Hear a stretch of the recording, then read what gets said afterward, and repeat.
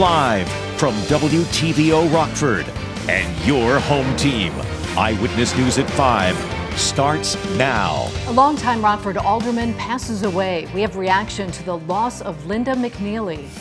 Some changes could be coming to how you get your driver's license. You may want to steer clear of walk-ins. And a heart attack survivor reunites with the medical team that saved his life. The Navy veteran's amazing recovery. Good evening, I'm Mimi Murphy. And I'm Eric Wilson.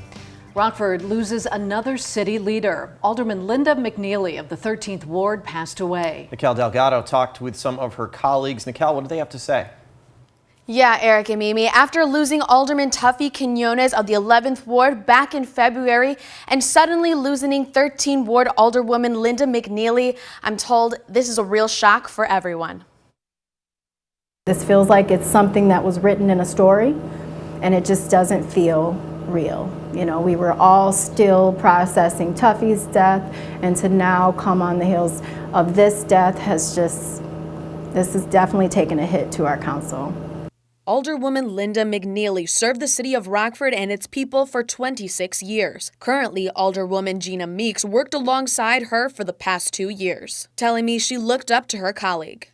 Coming into this, I looked at her as a mentor, you know, someone that I felt was going to help guide me. Gina regrets not taking advantage of the time they had together. And I wish I had more memories. I wish I had more experiences. But I'm very grateful for the time that we had. Mayor Tom McNamara called the 13th Ward Alderwoman a passionate public servant. We're all praying for her family, making sure that we're thinking about Alderwoman McNeely, the amazing work that she's done. She's given 26 years of her life to this community in service as an alderwoman. The mayor says he will remember her as intelligent, determined, and for her fiery passion for her community and family. She was very eager to see the redevelopment of West State Street. Now that the infrastructure is laid, she wanted to see new businesses. So I know as those come, we'll all continue to think of her and the influence that she's had on our community. Both Mayor McNamara and Alderwoman Meeks say they are still processing the loss and believe the council will feel different without Linda. We will all pick up these pieces, you know, and move forward. I'm confident in every single person on council to be able to do that. And we will miss her. We will miss her. We will miss those thought-provoking questions. We will miss so much about Linda. The mayor says he wants to make sure all of the residents in the 13th Ward needs are met as he looks to appoint an alderperson and encourages anyone in her district to reach out to him with any concerns. Mimi? All right, thanks, Nikel. Detectives investigate after a man is found in a ditch in rural Winnebago County. Sunday morning, Winnebago County Sheriff's deputies were called to the area of Meridian and Simpson Roads to reports of a man down, not breathing.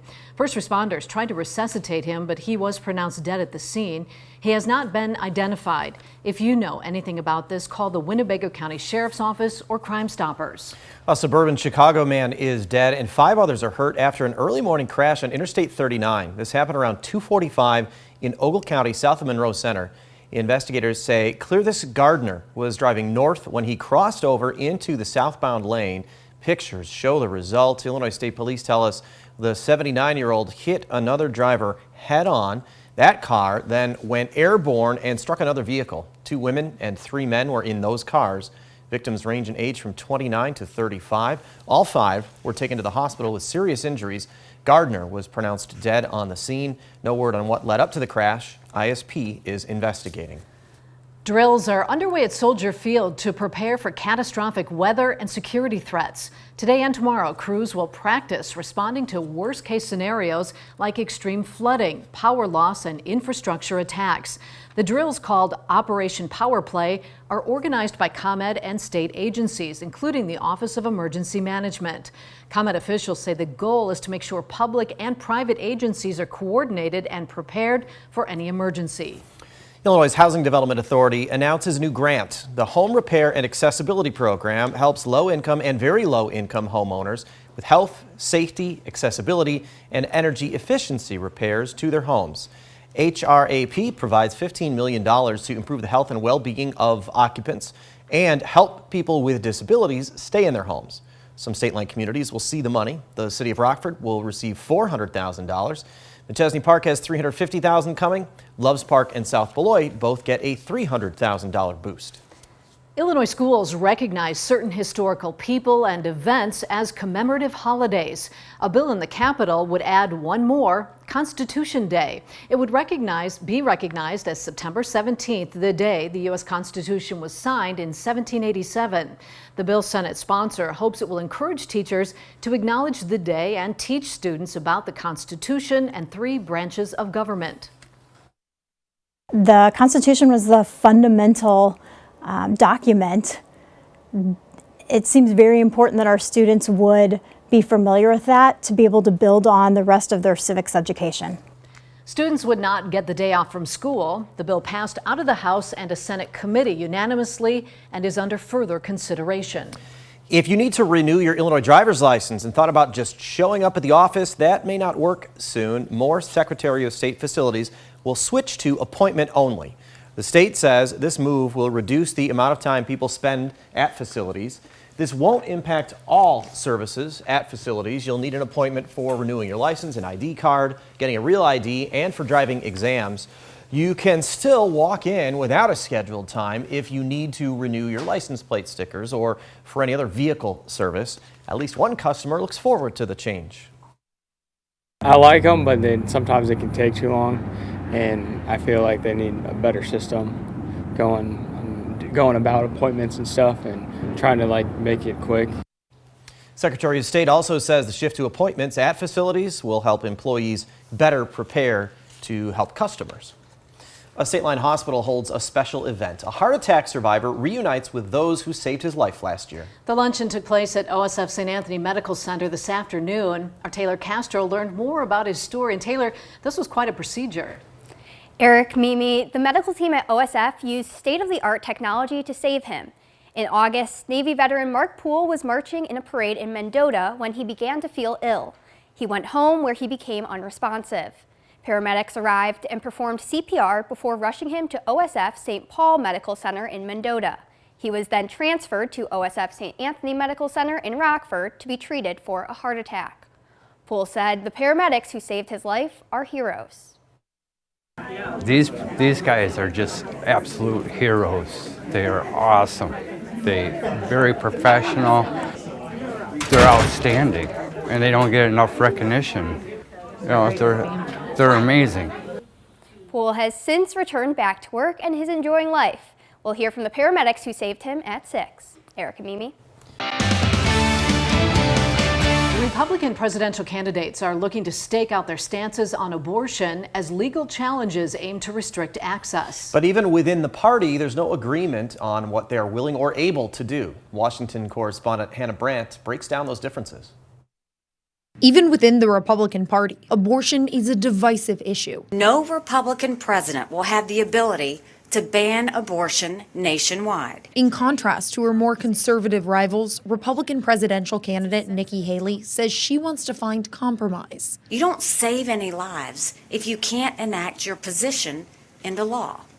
And you can't do that unless you find consensus. Former Vice President Mike Pence is taking a stronger anti-abortion position. I think defending the unborn first and foremost is more important than politics. As he considers a run for president, Pence has made it clear that he wants to see an end to all abortions. It may take as long to restore the sanctity of life to the center of American law in every state in this country as it took us to overturn Roe versus Wade. The Supreme Court decision to overturn Roe is forcing Republicans to figure out what comes next for abortion access on a national level. From my first day in office, I took historic action to protect the unborn. Former President Donald Trump credits his appointments of 3 conservative Supreme Court justices for the new abortion landscape, and he promises to take further steps if he wins again. I will continue to stand strong against the extreme late-term abortionists in the Democrat Party. And as Republican candidates stake out their national positions, states like Florida and North Dakota are passing laws to restrict abortion access within their borders. In Washington, I'm Hannah Brandt.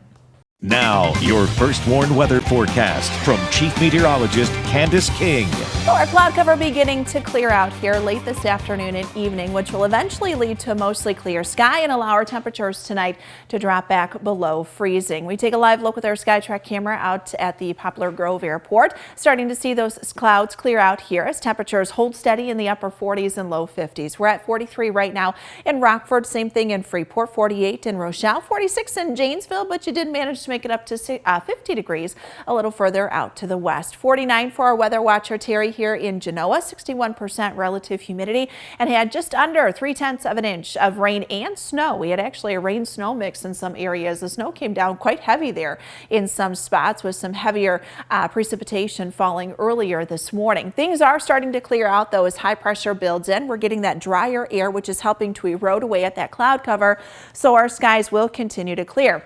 Now we are going to hold on to a little bit of a breeze from the northeast at around 5 to 8 miles per hour. Temperatures though tonight are going to drop down to about 29 as those skies continue to clear. Patchy frost going to be possible tomorrow, but with that temperature dropping into the 20s, there is a freeze warning that will go into effect late tonight, and this will run through tomorrow morning for all of northern Illinois. So bring in, cover up anything that may be a little more sensitive to the cold. We may have another frosty night tomorrow night as we kind of hold on to that colder pattern. Now you may be thinking this is really late in the season to be getting this freeze and frost potential, but we're actually right where we are typically on average when we get our last spring freeze. Not saying that this is going to be the last one, but it's not atypical to get this type of cold this late in the month. On average, our last spring freeze here in northern Illinois, usually within that last week of April. The earliest April 7th, 2017, and the latest May 27th, 1992. Let's hope it doesn't go that far into May, but I do think our cooler than normal temperature trend will continue at least for the first week to maybe week and a half of the month. 54 for tomorrow afternoon. We'll see a little sunshine as our wind will turn back around to the southeast during the day tomorrow. So cloud cover clears out for tonight. We may see some clouds build up just with kind of this east and northeasterly wind coming in. So don't be surprised if you see a couple of clouds maybe mid to late morning, especially along 39 to the east up to the north area in Wisconsin. Further west and southwest likely going to stay mostly cloud free. We'll hang on to a relatively clear sky tomorrow night. We're kind of split between two storm systems, one to the north on Thursday, another one to the south, but with a ridge of high pressure still in place, we should stay dry, and we'll continue with some sunshine. Temperatures back into the 60s. Looks like a decent day ahead before a little more cloud cover comes in for Friday, and then we drop, unfortunately, again, those temperatures going into the weekend. Now, while this isn't a big threat for us here locally, there's been quite a bit of flooding that has taken place along the Mississippi River from Wisconsin stretching all the way down through Illinois because of the rapid snow melt up to the north. They've been inundated with a lot of snow as of late, and all of that melting away. So it's caused the Mississippi River to really rise. So a lot of the river stages along there in moderate to major flood stage, those expected to kind of crest here later this week. Thankfully, not looking at much precipitation, not only here locally, but across the Midwest. Unfortunately, guys, we are going to see another low kind of sit and spin. It's a colder one, so it brings our temperatures down for the weekend. And we've got some scattered rain and maybe even some snow showers mixing in Saturday and Sunday. Now sports with sports director Scott Leber. The Bears could go in a lot of directions in the first round of the NFL draft Thursday night. An offensive lineman might be the most likely direction. There are 4 or 5 tackles who could go in that opening round. So what are the Bears looking for in an offensive lineman? I think first you can say the size and athleticism and how his competitive spirit, how he plays down in, down out.